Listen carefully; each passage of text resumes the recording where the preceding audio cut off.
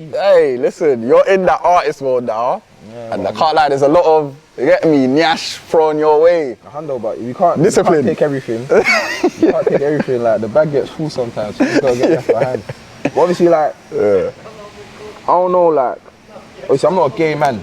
Yeah. I love women. Yeah. I do love women. Why am I saying like that for, like? Yes, what's good, people? Welcome back to another episode of The Block Report, hosted by your boy, your man, your king, Flashy Silla. Now, like I always say, I tell you, I don't bring no meaty man onto my bench. I don't bring no meaty man to my block. And this time round, I've got a man that's charted number 3 in the charts. He's gone double platinum in the UK.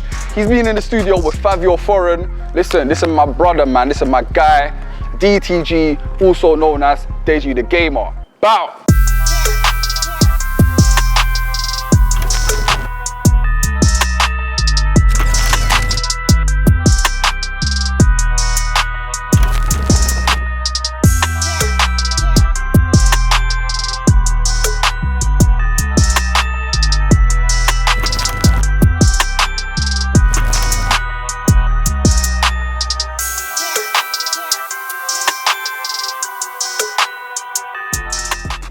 Alright, yes, my brother DTG. What's good, bro? This is overdue, you know? Nah, facts. It's been a sec. It's been tuned in from when it started, literally. Yeah. It's like been about a year now, isn't it? It's been 2 years now, you know? I swear. Yeah, bro. I'll be real. Yeah. Very quickly. But like I said, it's been overdue, bro. I'm glad to see you here. Coming from deep south all the way to deep north. Literally, the deepest he gets. You get me? But okay, cool. Let's get straight into it, yeah? You're coming from the YouTube world, and do you feel like at times some people may not take you as seriously as an artist? Because we've seen the likes of IVD come up from YouTube to music, DTG in America come up from YouTube to music, and KSI. So do you feel like you have to battle, you have to show people like, yo, I'm an artist now, like take me serious? I mean, to be fair, not as much as like I used to. Like obviously when I was making the transition, it was a lot harder. Obviously since then, man's achieved a lot. I got a lot of my music CV, so I guess like, you know, I'm taken seriously in a lot of places, but there's still, you get me, people here and there. People always chat shit though. The UK is like that, you get me. So it don't faze me, but yeah, in a sense, there's still a lot more to prove, innit? There's still a lot more to prove. But do you feel like you've done your proving, because you're coming off a double platinum single recently? Double platinum, hey, you got your thing though, man. Double platinum, I have to scream. A lot of man can't scream that, innit? Nah, so obviously you're being heard in the rooms that you've always wanted to be heard in anyway. So do you feel like they've finally taken you seriously, or do you feel like there's some more groundwork to do? There's still a lot of groundwork to be done, I'd say. I definitely feel like nowhere near where I'm trying to be in this thing. But again, like it's been a good run. It's been a good run so far.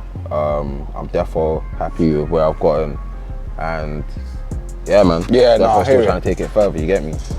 So one thing I know about you, every time I see you, like whether it's at an event or whatnot, you're always with sweet ones, And let me, I'm not finished. You're always with sweet ones. And saying that, your music is very appealing to the female market, innit? And obviously it's similar to the likes of like Lil Durk, but then you still got that street appeal. How do you like find that balance? Because man like me, I'm still listening to your music, but it's not really targeted for me. Yeah, I don't know, like the way I talk about girls and the way I make songs for girls, it's like, it's from a guy's perspective, of course. So as a guy, you can relate to it naturally, but it's more for the girls. Some tracks, obviously, not all of them, but like, you know, stuff like Rover, I ain't got time for a honey, like.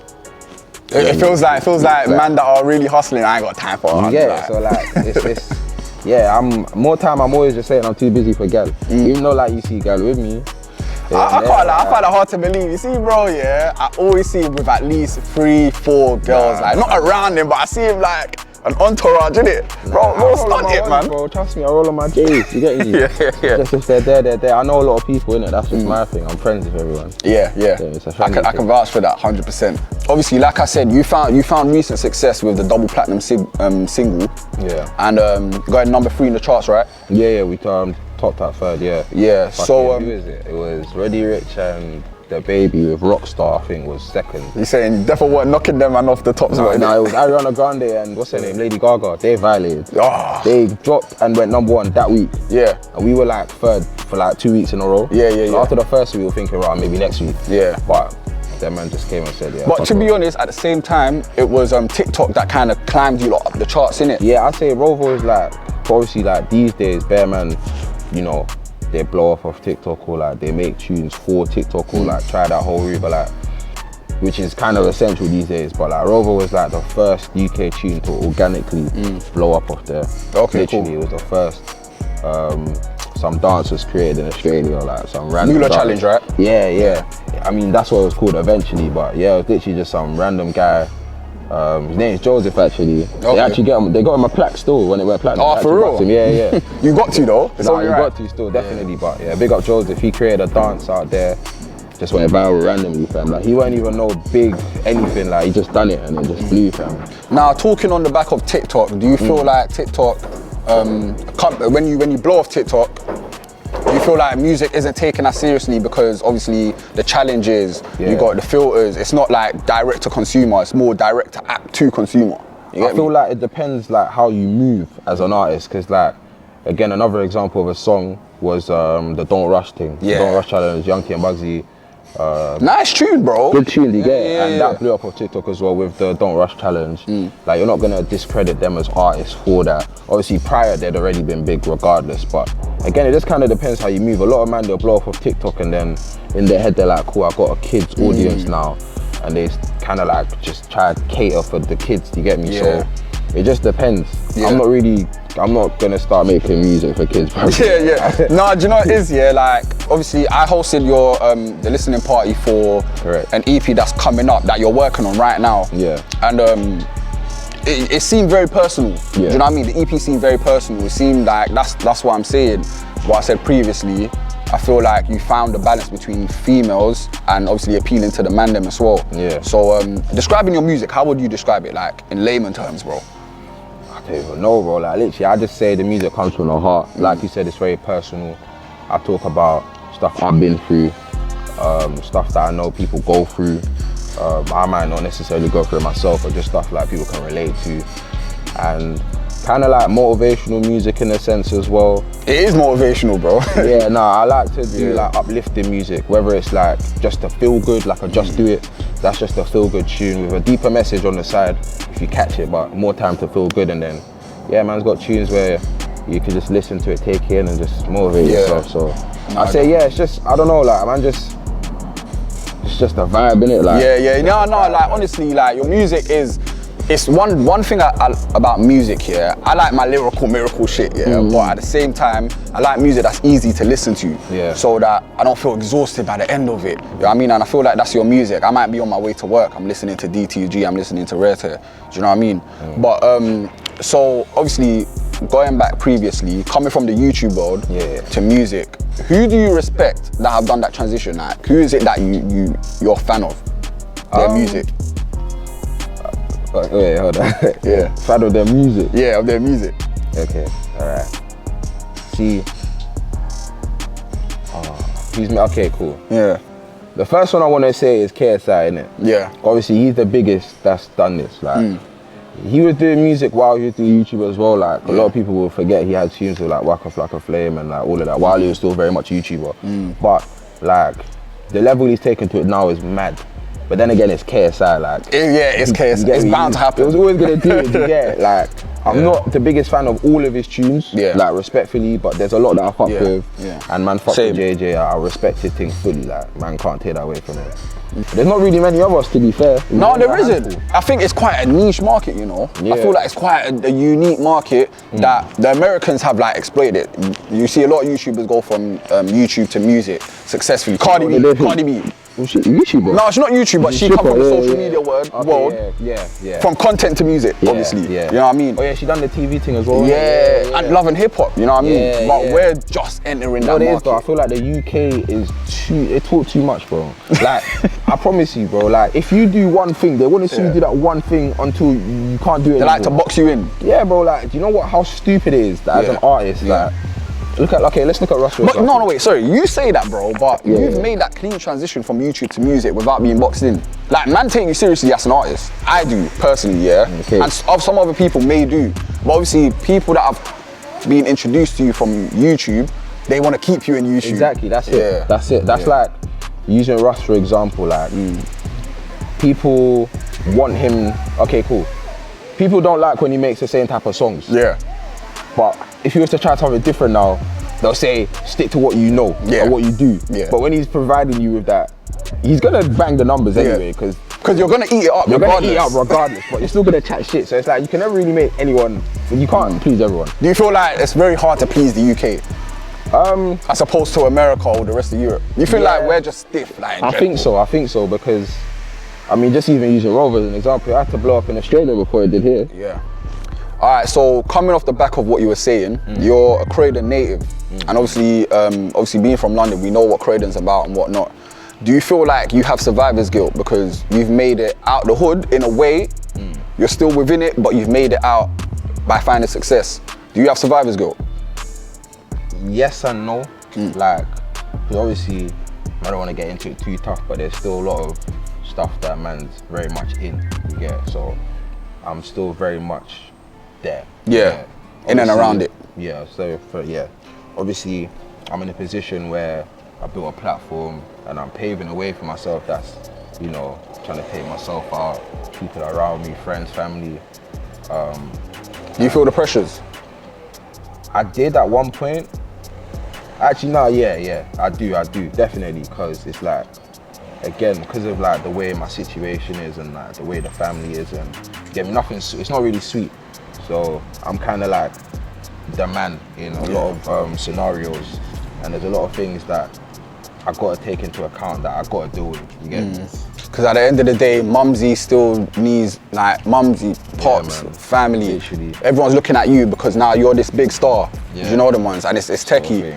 Because I would even say the position that man's in, I've not even blown yet or whatnot, but because they see the traction and stuff, work is starting to come in. It's like, okay, we're looking at you now. Get us out. Literally. You know what I mean? It's that pressure. And the maddest part is like, I'm a nice person, bro. Like, I'm too nice, bro. You don't have to say no. Yes, bro. Like, there's certain things that man's done, that has backfired, and I'm just like, I can only blame myself, bro. But the worst part is that man done it from the heart. You get place of love. I don't even care that. Like, I don't care too tough that things ended up going left off the back of what I've done, but I know that I've done my part. You know? And I'm still trying to do my part, but you play your role necessarily. I can't help everyone, you get it? Yeah. That's the truth. In life, you just gotta come to the realization you can't help everyone. Yeah. Not even on a flossing thing, like, one of my niggas that I went to college with, obviously, like, he was one of my closest guys. Like, I loved him. The love I had for him, he didn't even know, fam. Like, he was just one of the, you know when a man's just funny? It's always puts you in a good mood, fam. Man reconnected with him after like 2 years. He went off to uni, like, he come back, and man's just taking care of him, bro. Like, you get me? We go out, man, shopping. If I'm grabbing something and I can see that, you know, he can't, man will say, like, bro, grab one. Do you feel like that's the survivor's guilt in you? Maybe, but I don't know, like, I never really look at it like that. I kind of just look at it like, you know what, in the moment, I'm just like, I want you to have something, I want you to benefit off. I want you to, what I've got, I want you to share it with me. Yeah, like, I'm in a position to do it, why not, sort of thing. But obviously, I've been in positions like that where, looking back on it, I've done way too much for niggas, I'll be real. Seeing the success, has the romantic situation changed by any chance? Like, the gal thing? You know what's like, so when I like, ever since I started music, I was in a relationship still. Okay. Like, fully, like, obviously that was a long relationship, but I'm single now. I'm just, like, been single for a sec now, but again, I don't really business with guys. You're not really messy out there and that, like. Nah. Not really. Not really. Why you do that with smirk though? I don't know. Like, I don't know what's messy. Like, I'm hearing it. I'm low key. I can't lie though. You see, hey, listen, you're in that artist mode now, and I can't lie. There's a lot of, you get me, nyash thrown your way. Handle, but you can't take everything. You can't take everything. Like, the bag gets full sometimes. So you gotta get left behind. But obviously, like, I don't know. Like, obviously, I'm not a gay man. Yeah. I love women. Yeah. I love women. Why would I say it like that for, like? Nah, that's me and the man them's thing, like, sometimes when the thing's like, you get me, there's just a situation, you can't really say no, it's like, I'm not a gay man. Yeah. I'm not a gay man. Shout out the gay man though, man not a gay man, you get me? So. But you just politely decline that? Yeah, sometimes it's like, it's too much, like, sometimes get me too mad. Yeah, and it's dangerous, bro. Dangerous, right? Like, you see me, I can't lie. Ooh. No, say it. Man said, ooh. Listen, bro, Block Report, we don't hold back, bro. We don't hold back. Alright, cool, like. Yeah. Alright. Man love hitting it raw, do you get me? So, man move very, very careful with gal. Like, you can't just, like, I've never had an STD in my life. Never. Yeah. I've been clean, never had an STD, never had a scare, never had nothing, never had a pregnancy scare. Never had a pregnancy scare, and you like hitting it raw, bro. I'm calculating. One girl, the only time I've had a pregnancy scare, I wasn't the one scared, it was her. Oh, it was her? I said to her, she said to me, I might pray. I said, you're not. I said, you're not. I wasn't that, bro. Hey, listen. She said, oh, I've been moving, I've been feeling like, I said, listen, you're bugging. Yeah, you're not pregnant. I know my thing. She snapped me the thing. What did it say? He said, what, one line, innit? Niche, nothing. I said, fam, you're good, trust me. I love, bro. Hey, DTG, bro. I love you, bro. Though, trust me. Yeah. Always. Kids, listen, trust me. Use protection, man. It's key. All right, let's get into some trivia, man. About creating content or making music. Wouldn't you say making music is kind of like creating content? Nah. Okay, making music. Heady one or trapper? Ooh, I gotta give it to Heady, I'll be real. Sit down. I have to. Okay. Caribbean gal or African gal? Cause you're best of both. You're both worlds, innit? Yeah, literally, Nigerian, Jamaican, fact. Ooh, you know what? Oh. See me, yeah, I'll help you out. See me, I love my island gal, man. No, listen. handle, but you know what it is? They're too, like, they're all toxic, man. Man's like, yeah, no, they are. See, man, go to the African gal and time to settle down. Yeah, trust me. Yeah. Actually, I can settle down with either. I don't know. That's a hard one for me. No, but I feel like island girls, man, they're very like, they feel like they know how to take care of a man. I'll be so real. They do. Listen, Caribbean girls know how to take care of a man. When you're sick, they will pet you, they would cuddle you. Food, bro. The food, bro. Yeah, the food I've got the best cooking from a Caribbean girl, man. Yeah. But yeah, that's just me, innit? I don't know, man. I don't know. You know, I'll pick African. Okay. Personally, I think I'll pick African. But I like both, innit? I just have to pick one. Fuck it. I just have to. Alright, cool. Say no more. UK drill or New York drill? UK still. UK drill. I like US drill a lot. But like right now, they're just doing like bare sampling. Yeah. Over here, it's very authentic. It's very, very real. And it's like, when a man's capping, you'll just know. You'll just know straight away. Like there's literally catalog to go check. With the New York niggas, like, or just people in general, like, I don't know. There's just anyone could just be anyone can jump on it. Literally. Yeah. But I do like it though. I like obviously the New York scene a lot. What names you like out of the New York scene? Well, I like obviously like K Flock and them, man. I like B Love. Obviously Fivio Foreign, Pop Smoke, obviously R.I.P. A couple other guys, like there's some people that I don't even know their names, but I just have their songs. I think there's like a guy called like Fly So Fly or something. Like, yeah, I've heard of him. I got some guy in New York that just plugs me. Like he does reactions, innit? Big up Clutch Kenny. He does reactions to like a lot of UK. Busy Banks is cold. Shout out New J, man. He put me on Busy Banks. Busy Banks is nasty. There's a lot of men out there still. Yeah. Yes, my brother. Thank you for coming through. Right, man. Love for the invite, man. Always, man. Now, you lot already know, I only bring special guests onto my block for the bench talk. Right now, we ain't on the bench, but that's okay. Now, watch out for the next episode. I got a very special guest next. But for this one, I hope you enjoyed it. Get me? I got a chart topper here. It's only right, man. Double platinum man only. Bow.